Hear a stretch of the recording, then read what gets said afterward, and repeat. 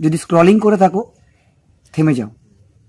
আসলে এই কথা অর্থাৎ বাক শক্তি, পৃথিবীর যদি সবচেয়ে কোনো বড় শক্তি হয় সেটাকে বাক শক্তি কিংবা কথাকেই ধরা হয়।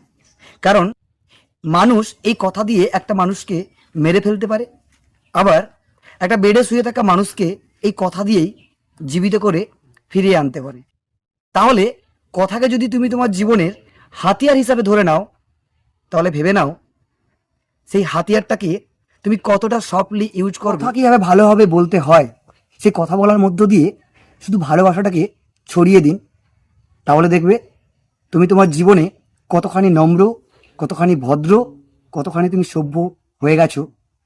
অজান্তেই তুমি মানুষের কাছ থেকে ভালোবাসা অ্যাকসেপ্ট করবে কেবলমাত্র তোমার মিষ্টি কথার মধ্য দিয়ে।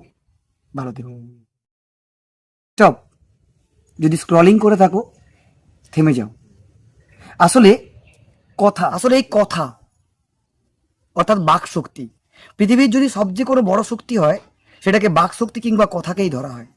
কারণ মানুষ এই কথা দিয়ে একটা মানুষকে মেরে ফেলতে পারে, আবার একটা বেডে শুয়ে থাকা মানুষকে এই কথা দিয়েই জীবিত করে ফিরিয়ে আনতে পারে। তাহলে কথাকে যদি তুমি তোমার জীবনের হাতিয়ার হিসাবে ধরে নাও, তাহলে ভেবে নাও সেই হাতিয়ারটাকে তুমি কতটা সফটলি ইউজ করবে। কথা কীভাবে ভালোভাবে বলতে হয় সেই কথা বলার মধ্য দিয়ে শুধু ভালোবাসাটাকে ছড়িয়ে দিন, তাহলে দেখবে তুমি তোমার জীবনে কতখানি নম্র, কতখানি ভদ্র, কতখানি তুমি সভ্য হয়ে গেছো। অজান্তেই তুমি মানুষের কাছ থেকে ভালোবাসা অ্যাকসেপ্ট করবে কেবলমাত্র তোমার মিষ্টি কথার মধ্য দিয়ে।